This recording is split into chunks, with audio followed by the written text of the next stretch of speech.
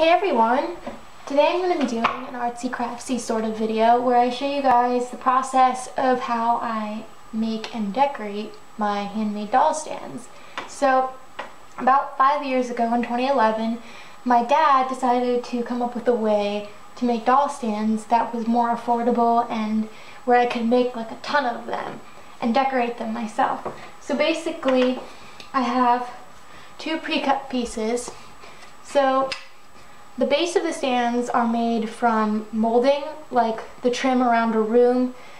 I had some left over from my bedroom when we redid it a long time ago, and my dad cut samples. It's best if you get the kind that's not primed, because the primer makes it hard for acrylic paint to stick. And personally, I think the wood grain underneath makes a cool effect, but you can use the primed stuff. If I end up having to use primed stuff, because there's actually still some of it on my edition right now, I'll sand off all of the primer because, like I said, it's not really ideal. It's kind of a pain to sand, but I like to use up my supplies. So then for the base, that's the base, and this is the backrest. These are just dowels. I use 1/4 inch dowels, and basically I drill holes that are a little bit smaller. You don't want to go like the same size because then it'll be too big, and basically what I like to do is I twist them in, and that way you can twist them out. This one's a little bit wobbly, and if they are a little bit wobbly, I like to just put a little bit of tape around the base and put it in. So yes, and you can see these are two different sizes because this one is going to be for a guy doll and this one is going to be for a girl doll. So I have all my measurements and stuff for what I use on my Flickr account. I actually have a whole tutorial of how I assemble these, and I have pictures. I'll link my Flickr below, and if you check out my tips and tutorials album, like I said, I have a whole tutorial on it. This is kind of going to be more like the decorating end of it because I wouldn't want to film while I'm using a saw and whatnot. But there are easier ways you can make doll stands. You can buy pre-cut shapes like circles and hearts. I bought my first bases actually at Michael's, but I used them up so quick my dad decided to figure out a way to make bases. And these are nice because you can put a little design or the name of the doll here. That's what I like to do. And then I attach the waist piece once it's been painted, because if I attach the waist piece beforehand, the paint gets all over it. And I'll show you guys these also when they're all done and the waist piece is attached and how they look with the dolls. I might even insert some pictures. So the dolls that I'm making stands for today are my Troll Wedding Christoph, I almost called him Hans, and Anna. I got these guys at Walmart on Saturday. I've always thought this set was a super cute idea. It's one of the cutest scenes from the movie, but the set was kind of expensive, and the dolls have molded clothing for the most part, which I personally think is really cheap. So I wasn't going to get it unless they went on sale, and it disappeared from my local Walmart, but we had to go to the vet to get my guinea pig some eye drops for her guinea pig conjunctivitis, and we stopped at a Walmart in the area, and they had this pack for $9, which I thought was way more the realm of what I wanted to pay. So I figured I'd make them stands because they don't really sit the best because they're on those hollow bodies, and I have room. I don't make as many stands as I used to just because my Disney display is pretty full. So let's gonna move this down. I'm in my dining room. Sometimes I paint in here, sometimes I paint on the living room floor. Sometimes I paint in my art studio / office / doll display space. But today I felt like painting here because the sun is out and it's shining through my sliding door. And actually my Francie doll is outside right now getting some stains removed. I made up kind of a little sketch. I don't know if you'll be able to see this.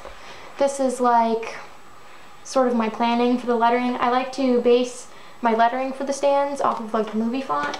This is my newer sketchbook, so I don't have all of my old stand fonts. Those are all my old sketchbook. And I also have some hot water just to drink because I get really cold and hot water makes me warm. So I have all my supplies. These aren't all my paints, these are just the ones I thought I might need. So I have some like reds and pinks and purples for something I might do with Anna's. I have some greens and yellows for like the base, and I have the white paint for the font, and then my white paint gets pretty clumpy for some reason, so I have like this textile medium. This thins out the paint and makes it easier to work with. And then this I'm going to be using out on my edition, but it's like a clear acrylic sealer. I go through tons of these, and it makes the stands all glossy and keeps the paint like on the stand, so you can like dust it and it won't rub off on the dolls. You just don't want to get too crazy with that because it does get sticky. I have my palette, and I have my paint brushes. These are all my paint brushes. These are glass jars from peanut butter. I like to recycle stuff. These are all my tiny brushes. These are all my like big brushes or mixing brushes, and then I have another jar with water. So we're just gonna chill together and paint some stands. So I'm gonna start with like the base color. It's usually what I do. And I just use acrylic paint from Walmart. Most of these are the Apple Barrel brand. I do have some of the Folk Art brand. I like Walmart's selection for art supplies. But you can like buy more expensive paints or cheaper paints, whatever. But these last a while, even when they kind of like dry out a bit. I can usually get them to work.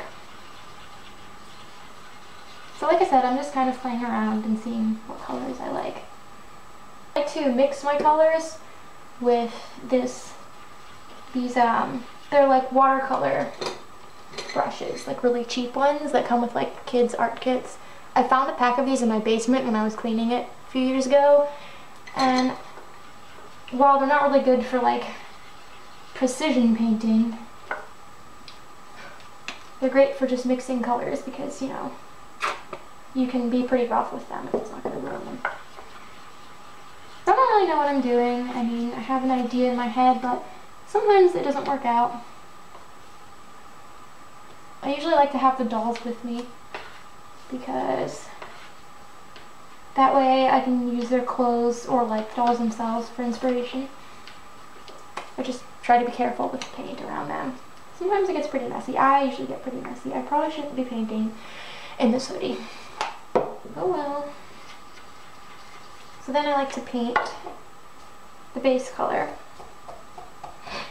I always sand my stands too, like where I cut with the saw, to make them extra smooth. So if you end up like making stands this way and you sand them, make sure you like take a wet rag, like a damp rag, and wipe off all the dust from the saw, because all the little wood particles will get in your paint and it won't look as nice. So it's always good to paint on a clean surface.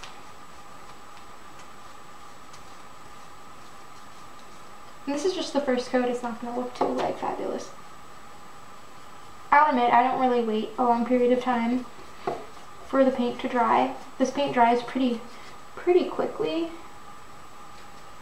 so I don't really have a problem with it drying. The colors I have trouble with from the brand of paint I like to use are the like purples. I need to use a lot of layers, and the layers need to be super dry because for whatever reason it looks really like runny. So what I like about making stands is that I personally have a lot of fun decorating them. And I don't make the stands too fancy. I like them to accent the doll, you know, enhance the doll, not overpower the doll. But if you wanted a really, really fancy stand, or you wanted an even simpler stand, that's nice. You could leave them wood colored, or you could, you know, spray paint them. I have spray painted stands before, if I'm just leaving them like all plain black or all plain white. Like the stands that my tall brats and Bratzowoods use are plain, because I rotate who stands and who sits depending on my mood. So I keep them plain rather than putting like the doll's name or designing it. And they also can fit like multiple, like a regular Barbie can fit on a tall brat stand because they're the same height. So it just gives that versatility. So I just painted them white to match the shelf they're on, so you don't really see the stands. So that's cool too if you really want them to be obsolete. Back when I first started making stands, I would have to make them in like huge batches of like 15 or 20 because I had so many dolls that needed them. I mean, I've probably made over 100 stands. It's a lot of fun. And it's not that time consuming unless you're making like something really fancy. Or if you're just a perfectionist, like I am. You also can glue the dowel down to the base. You don't have to drill a hole. But if you glue it, you won't be able to separate it. And sometimes I do store these. Like, my Princess in Pink Jasmine was on a stand for a long time. But then when I got some other dolls who needed to stand more, I put hers downstairs. So if I like needed it to be broken apart for storage, I could do that, but I don't have a lot in storage, so it's all in one piece. But sometimes you'll need to do 3 or 4 coats, sometimes you only need to do 2. It depends on like how dark the color is and how thick it is. This green's thick, but not super thick, so I might have to do 3. I'll definitely need a second one. Usually you want to do at least 2 to get like proper coverage. I'm surprised I'll even be able to fit stands for Anna and Kristoff on my display because my Disney shelves are absolutely crazy. I have way too many dolls on them, so I don't really have room for these because they make the doll take up a little bit more room as opposed to if you just had the doll say like just freestanding. The problem with them freestanding though is that they're a lot more likely to fall off display and get broken. These are actually my first Frozen dolls. I don't know if I said that before. I did not previously have any Frozen dolls. I am really late on that train. I know when the movie came out and like the first year after, everyone was obsessed with getting Frozen dolls. And I always thought they were cute and wanted them, but you know, I knew the movie was so popular that I'd probably have a chance to get them on sale or at the flea market or something. And I have actually found clothes, Disney store doll clothes, at the flea market. Just not the dolls, unfortunately. Usually I just buy like the cheap packs of paintbrushes, but for my font I actually bought special brushes. These were sold individually at Michael's. They're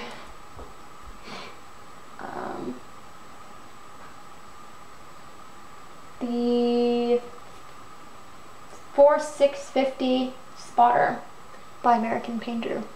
They have really tiny, you're probably not going to be able to see, really tiny bristles. But I've had these a while, so I kind of jacked them up. Okay, well, I'm not finding that other one. I could have sworn I had a 4th. Because I usually buy them on buy one get one free or buy one get one half off sales. Because they're kind of, oh, there's another one. Well, that one's not nice. Okay, so apparently Shelly has trashed all of her paintbrushes. That's lovely.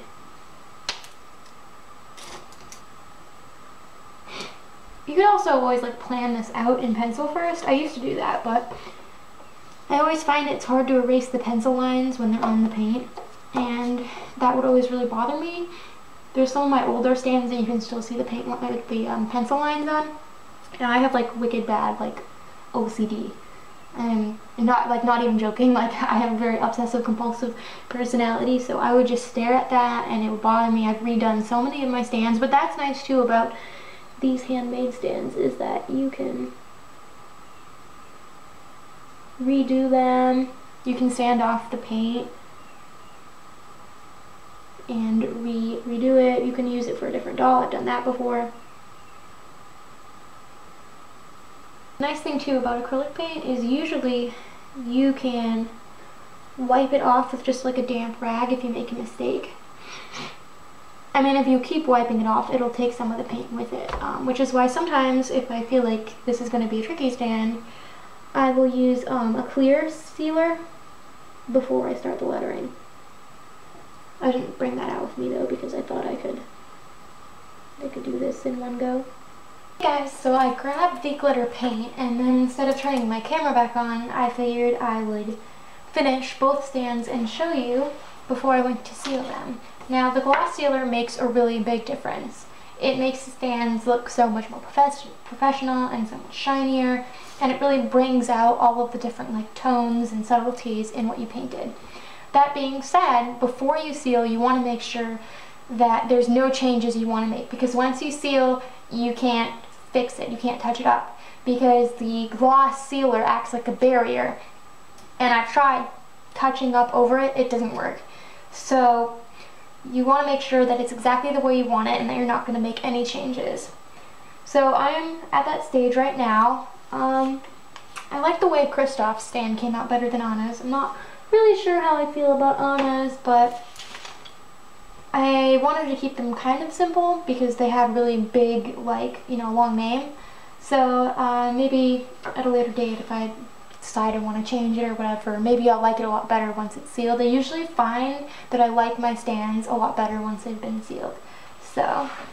So here they are. I just sprayed them with the sealer, and as you can see, this isn't what the final product's going to look like. They look very like wet.